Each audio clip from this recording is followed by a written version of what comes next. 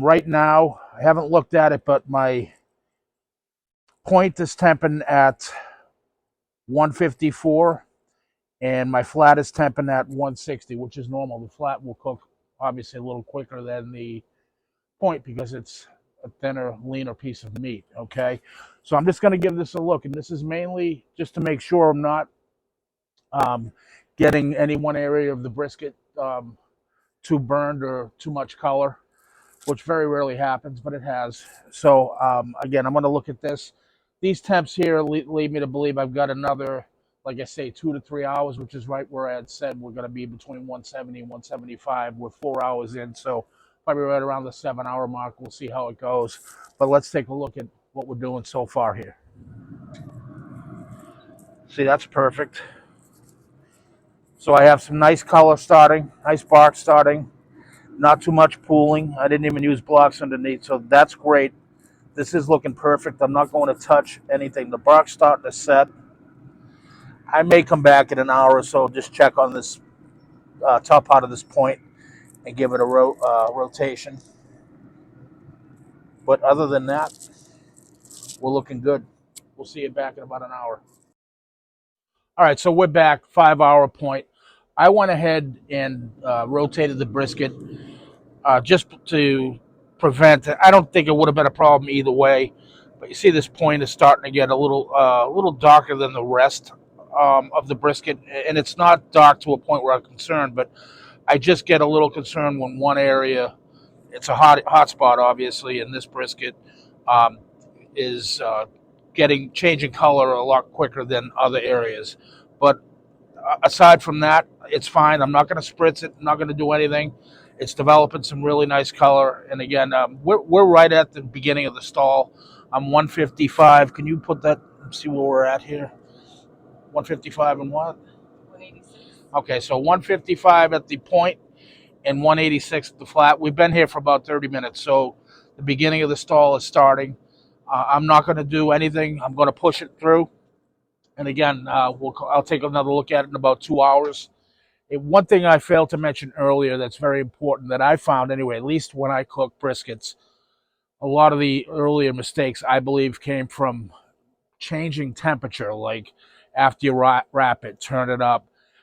When I think about it, as I learned more in detail what the stall consists of and what's going on inside that meat, it only makes sense to keep things status quo. Don't change the temperature. And I know some pit masters do, some don't. But I heard Myron Mixon say that he never does, and I have a great deal of respect for him. He's incredible. So that's kind of where a bell went off and said, "Hey, wait a minute, maybe he's got something there in that statement." So I leave it alone, regardless of whether it's cooking quick or not. I don't mess with the temperature. It's 250, it stays at 250. If I started at 275, if I'm doing a different type of brisket or a hot and fast at 300, which we're going to do, I leave it. Don't touch it. Because think about if that brisket's going through all those changes internally with the stall and pushing out the water, why do we want to change that at all? So, important thing I did not cover earlier. Just wanted to get it in. We'll see you back here. All right, so we're back. Just wanted to give you an update as to where we are. We're 6 hours in, 6.5 hours in. If you want to take a look here, developing nicely. See that bark? That's what I'm talking about. Still sticking in that 163, 164, and 180 on the point.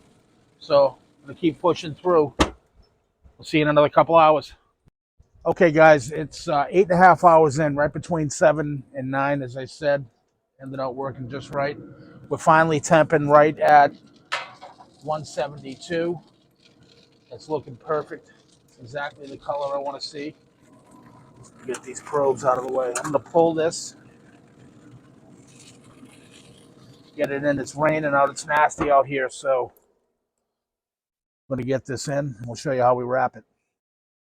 All right, so we're back inside. Going to go ahead and wrap. I've got 2 pieces of heavy-duty aluminum foil, very important heavy-duty, and I've crisscrossed them to give it some support underneath. Even though it shrunk up, it's still a big brisket. And show you how we do the boat. Okay, so what we're going to do Just actually fold away so you get up to the sides.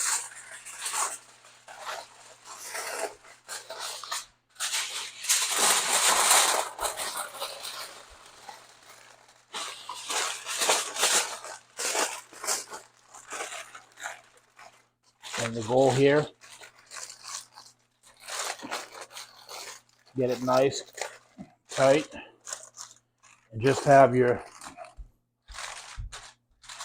top exposed like that, okay? So we're gonna go back on. I'm gonna be looking for, I'm gonna start probing this around 200. Again, temperature is part of it. Generally 203, 205 is when they're done. But until it's either, it's not even either. Not only it has to be at least 200, but it has to probe tender all the way through. I use a thermopen to do that. So at that point, once it hits 200, the temperature's irrelevant. This should be probing perfect at that point. It's brisket, though. We don't know. We'll see at that point. But I'm anticipating another 3 to 4 hours at this point. So that's going to put us around midnight-ish. And then smooth sailing from there. We'll let it cool down to an ambient room temperature, give or take 160-ish degrees. Put it in the oven at 170, and we'll be slicing it up tomorrow.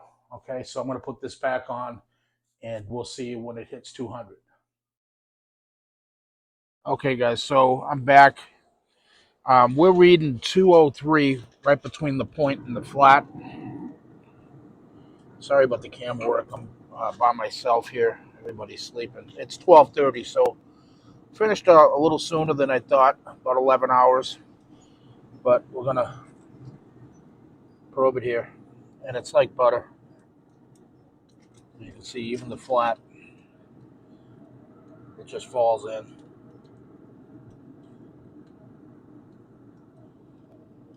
202. Was 202, sorry.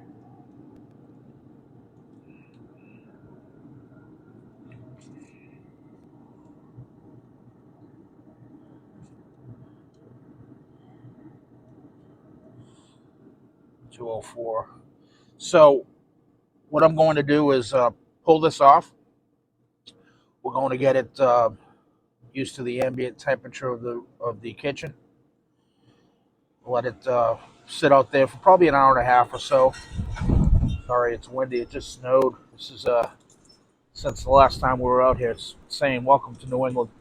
So I'm going to get it off, get it down to about 180, and then put it in my oven. I'll let it rest overnight, and we'll be slicing into it tomorrow. I'll get you a quick shot when I get inside so you can get a good look at it. We'll see you soon. All right, folks, so we're inside, just getting this temp down. I'm going to let it hit about 170, 165 if I can stay up that long. 11 hours for the total cook.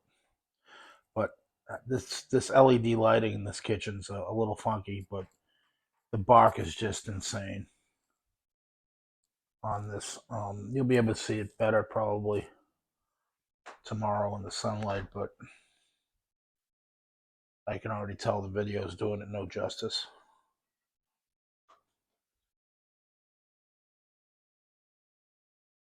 That is phenomenal for a pellet grill. This is going to be great. It's like Jello, so it's got that brisket wiggle. All right, so I'm going to get it used to the ambient temperature of the room. Put it in that pan, that oven, 170. And I can rest this up to 24 hours, but we'll probably be eating late afternoon tomorrow, so I don't know, 16, 17 hours. All right, but we'll get you a shot of it at that point when we cut into it. All right, so we're back. Showtime, ready to see what we got. We just completed the second most important part of this cook, which is the rest. I mean, obviously the first is smoking it and smoking it right. And we got Mumu here. She already knows what's going down. Like, okay, so she's gonna be our competition judge. All right, Mumu, I'll get back to you shortly. So a couple things. Rest this for 12 hours. Just for the sake of finishing this video up, we're not ready to eat it. We have some folks coming for dinner later, but I'm just going to slice into it and just slice a couple of pieces. That's another important thing.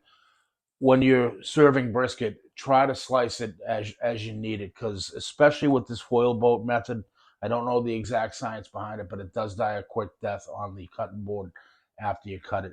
Probably because it's been cooking, it's been rendering in its own tallow, which I've saved here. This is liquid gold. Do not throw this out. I'm going to put some, as you'll see, on the cutting board, and it's nice to actually come over and watch what this does to the brisket. Look at that bark, by the way. I mean, come on. Who can't get bark? You can't get bark on a pellet grill, huh? So this is going to make it nice and shiny looking for the Judge Momo over here. Okay, and then I'm also going to have some on the board for just a little for now. It's nice when you're slicing it. Another thing I like to do, and you'll notice if you've been to a competition, when I slice, I like to use an electric knife. It's just cleaner, more precise. I get exact slicing. I'm not worried about is my knife sharp or not. Am I taking bark with it?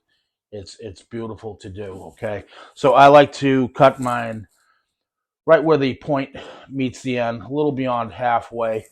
The point meets the flat, rather. And the other thing, grains. I don't pay much attention. I know a lot of people obsess about. I shouldn't say I don't pay much attention. It's very important you cut against the grain, but typically we know that all flat grains usually run pointing away, and the points run opposite. They're two different muscles. So I don't separate the point from the flat. I like to cut it all as one piece, as you'll see here. And then I know that I'm just going to cut my flat this way, and then you'll see I'll cut the point in half, and then make slices this way. So I know I'm going against the grain either way. You can notch a piece before you rub it and smoke it, so you'll remember. But if you happen to forget or whatever, just remember the grains typically run, if you have the point to your left, to the right for the flat, and then straight up and down from you standing over it for the point. Okay, so we're going to get to this. Butter.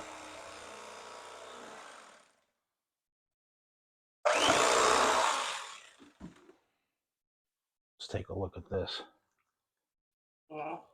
I mean, I don't think anybody's going to complain about that. I get a nice smoke ring. Perfect bark. It's crunchy, but not hard. That's that foil boat. That's good. Yeah, that's going to be unbelievable. So I'm going to take, we'll do a piece of each, couple pieces, because we got the Momo here. So flat.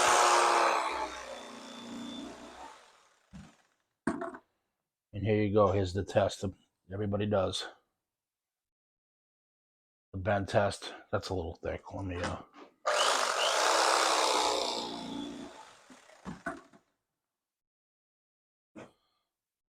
as you can see there.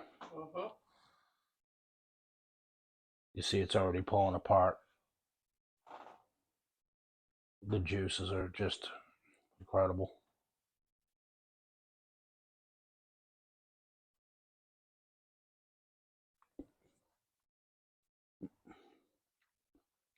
Practically speechless. Smoky, tender, juicy. Let's run this by Momo. All right, Momo. What do you think, honey? Come on.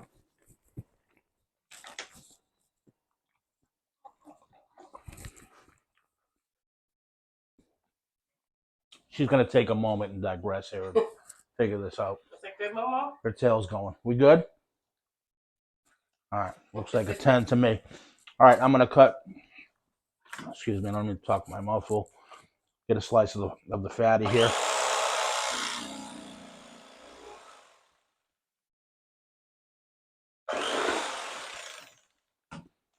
This is incredible. There you have it. I don't know how much juice the camera will pick up, but that is just oozing. Mm-hmm.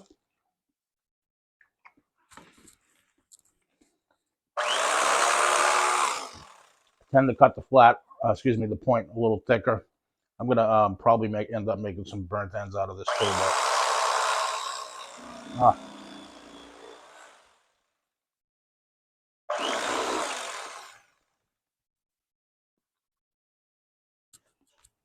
when you're not cutting, back down into the towel. This will help keep everything moist for you.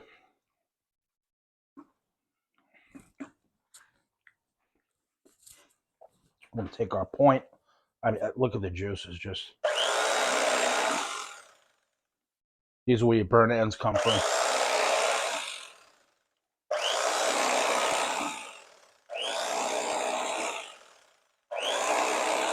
Just like butter.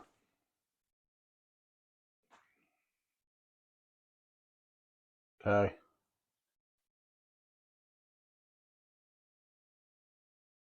Somebody's waiting for more. Okay, Momo. Where's your brother?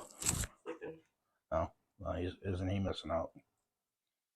Look at that. Just pull apart. Nice. All right, Momo, ready? Can you catch? Nope.